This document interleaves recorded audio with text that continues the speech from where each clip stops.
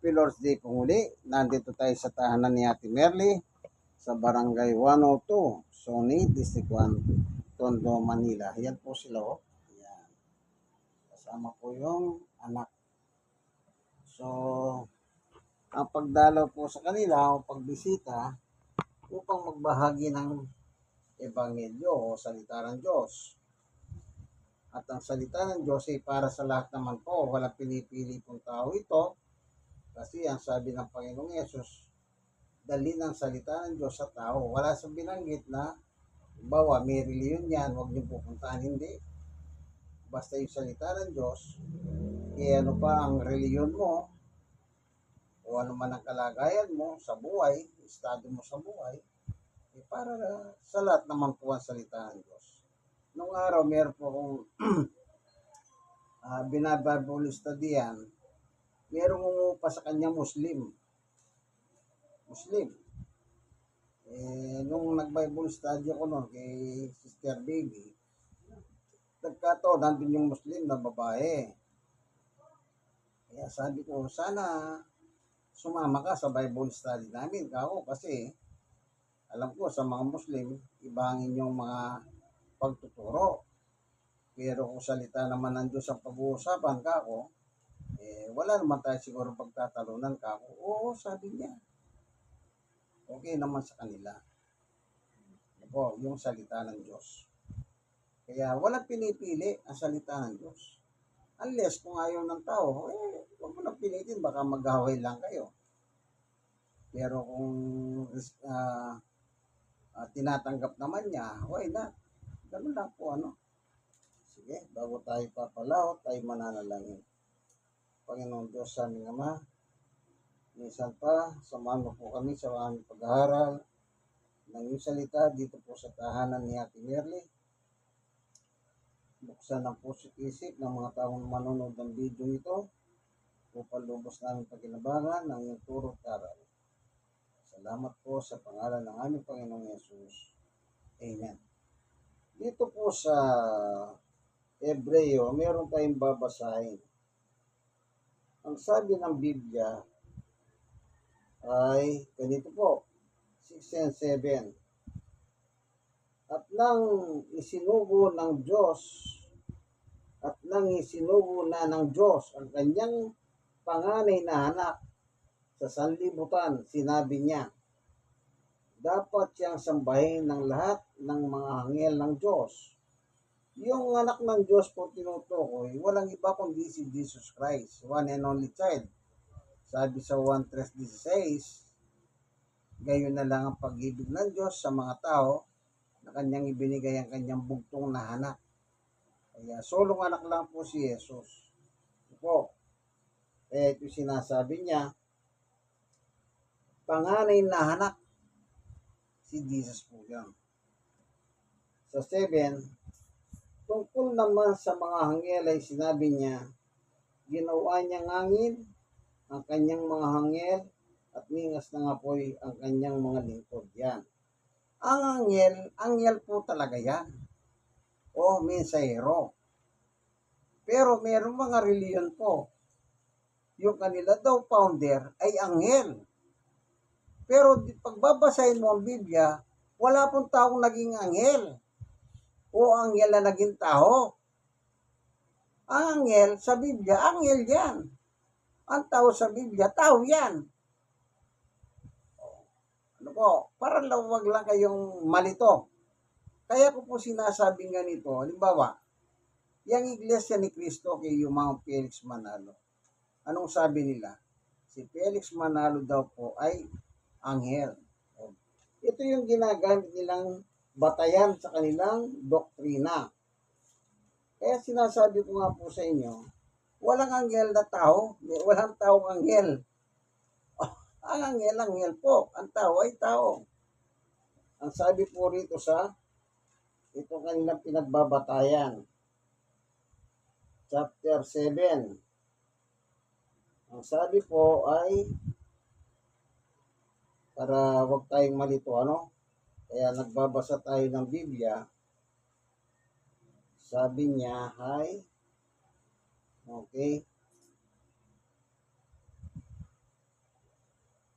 Chapter 7 yun ng libro eh. Tignan natin kung ano sinasabi niya. Dito natin tignan. Chapter 7. Ang sabi po ay ganito. Ito. Sa verse 2. Pahayag 7 verse 2. At nakita kong umakyat sa gawing silangan ang isa pang anghel. Yan. Ang Pilipinas daw po ay silangan. Yung anghel dito, nagmula sa Pilipinas. Yun po yung si Felix Manalo, Isagon. Yan ang kanilang patuto.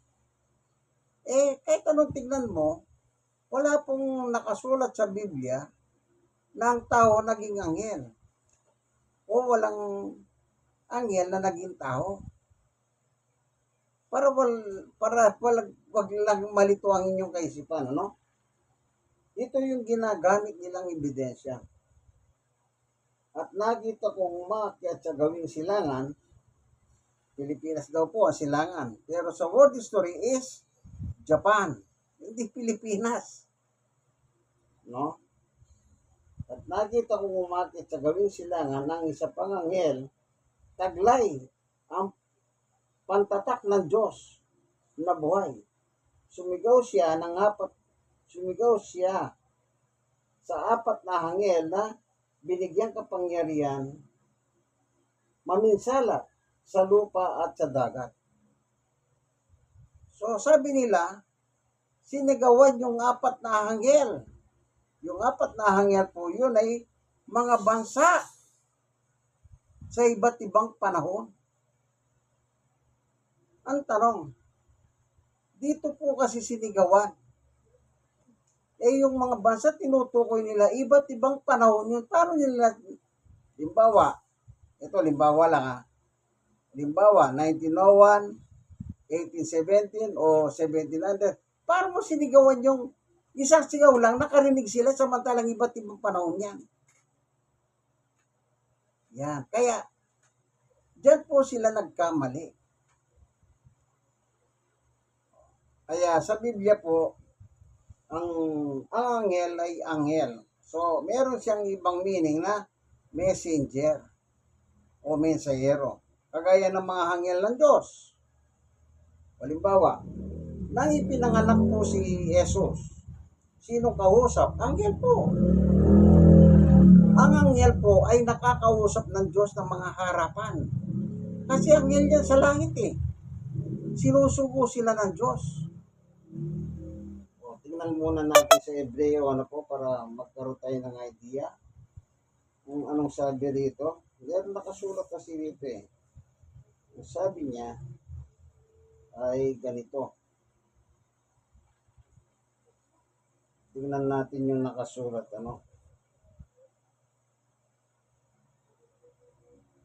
Yan tayo nababasa dito na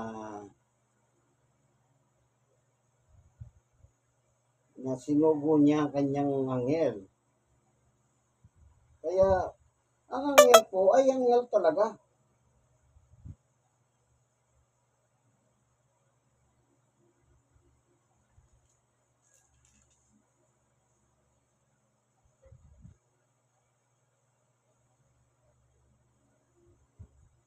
Sinong kausap? Tignan nga natin. Ganito nakalagay. Sapagkat ang sabi niya sa Hebreo pa rin, 1:5, sapagkat kailanman hindi sinabi ng Diyos sa sino mang anghel, ikaw ay aking anak, mula ngayon ako ang iyong ama. Hindi rin niya sinabi kanino mang anghel, ako ang magiging kanyang ama at siya'y magiging aking anak. Wala po sinabi ang Diyos patungkol sa mga anghel na anak kita, tatay mo ko. Ang mga anghel po, gaya natin sila, nanilikha ng Diyos. Dito po nakalagay sa Colosas, anong sabi ng Apostol Pablo? Yang anghel, ito, sa Colosas 1:15.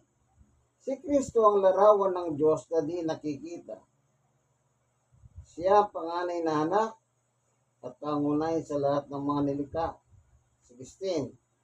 Sapagkat sa pamamagitan niya ni Jesus, nilikha ang lahat ng nasa langit, nasa lupa, nakikita man o hindi, pati ang mga espiritual na kapangyarihan, paghahari, pamamahala at pamumuno. Ang lahat ng nilikha ng Diyos, ang lahat ay nilikha ng Diyos sa pamamagitan niya at para sa Kanya. Yung mga anghel po, nilikha ng Diyos sa pamamagitan ng ating Panginoong Yesus. Pero wala po tayong mababasa sa Biblia ang anghel naging tao o ang tao naging anghel. Messenger po sila ng Diyos. Halimbawa, nung pinanganak si Maria, punta natin yung kay Maria. Anong sabi ng anghel ni Gabriel? Anghel Gabriel. Dito sa San Mateo,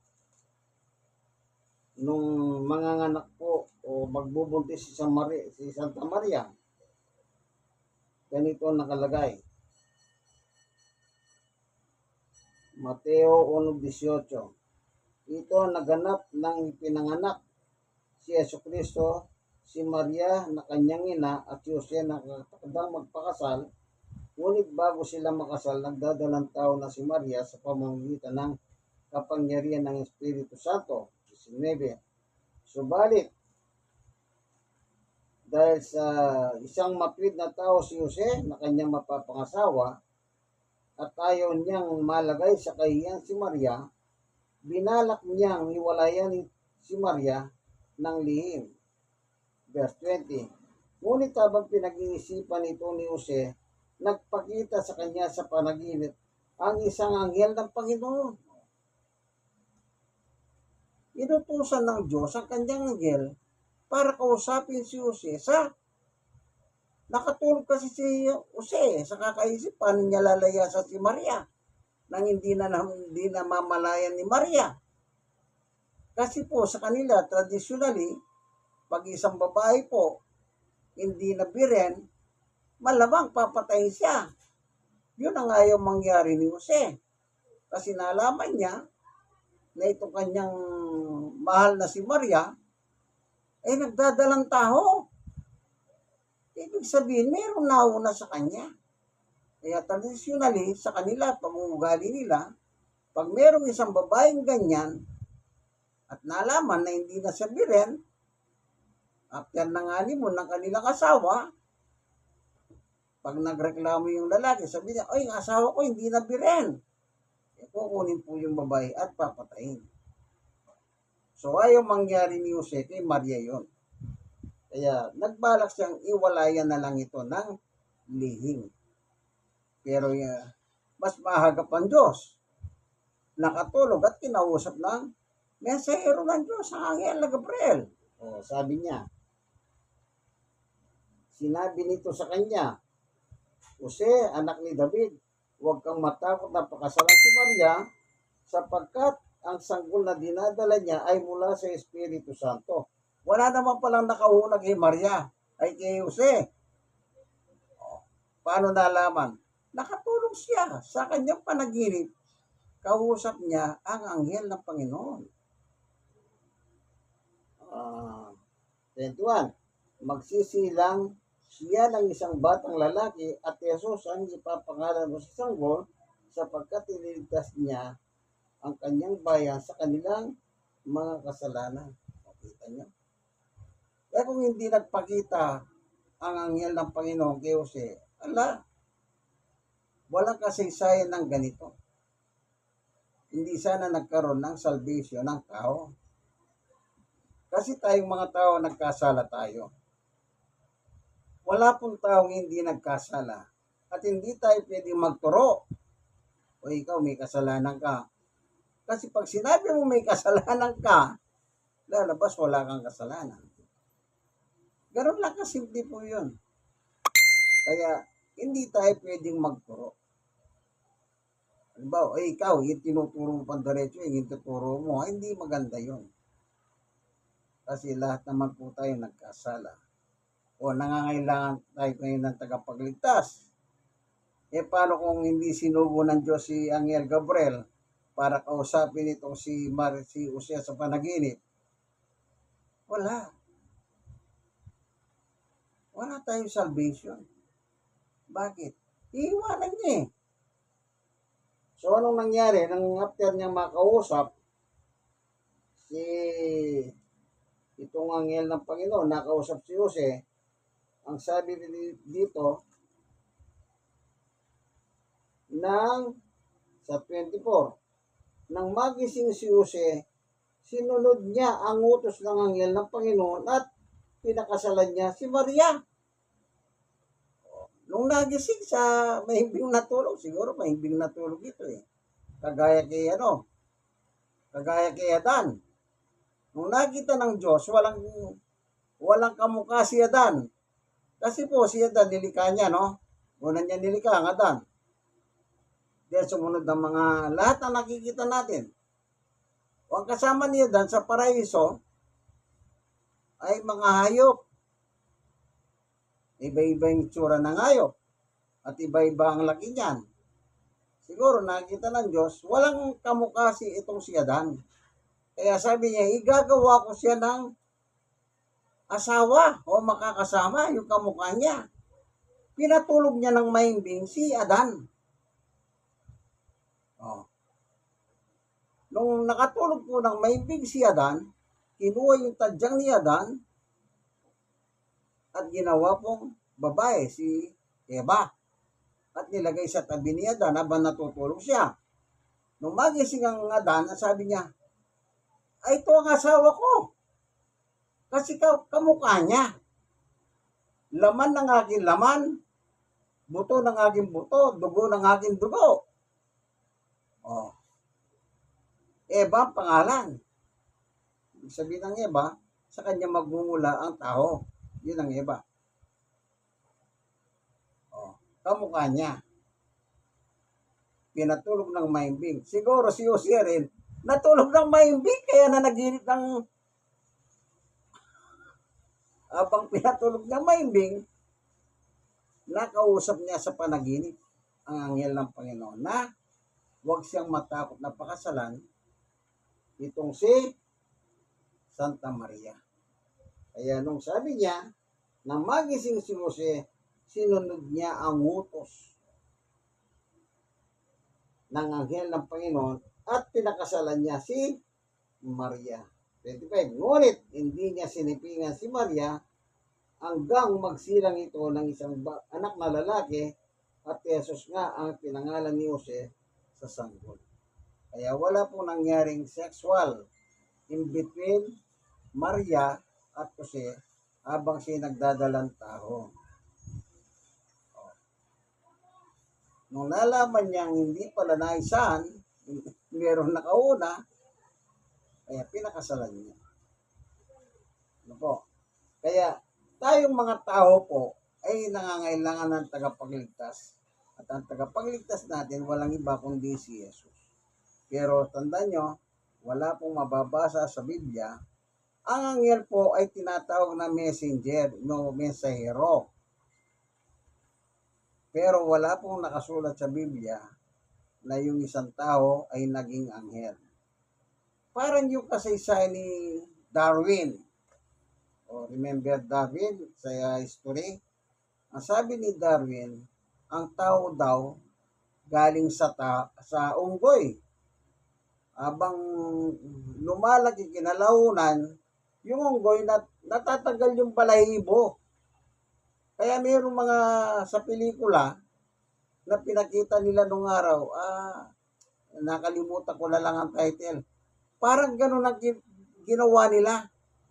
Na yung unggoy, natatanggal yung mga balahibo.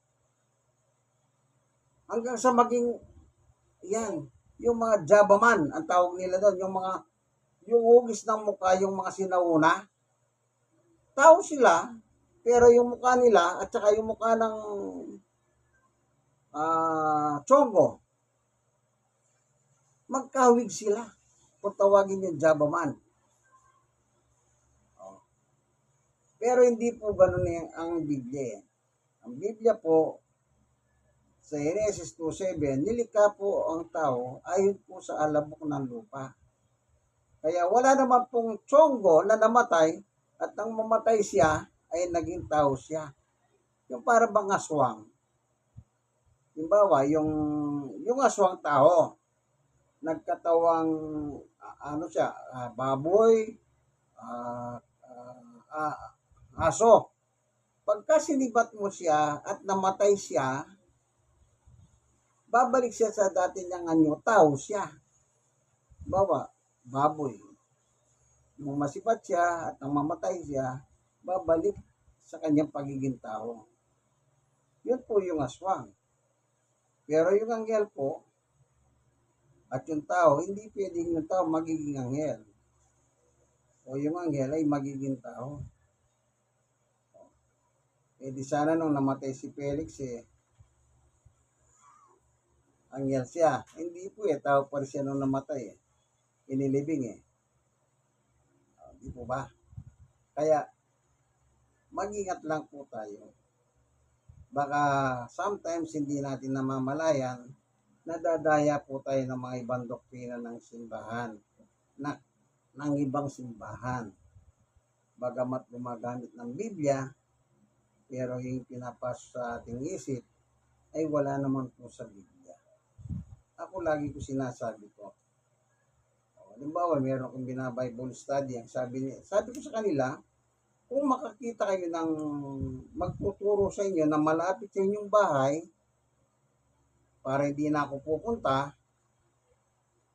doon na lang kayo. At least malapit sa inyo yung kako. Tiyakin nyo lang na yung tinuturo ay kinukuha lahat yan sa Biblia.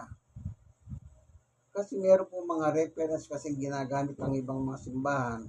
Imbis na Biblia pong gagamitin nila, gumagamit sila ng mga ibang libro.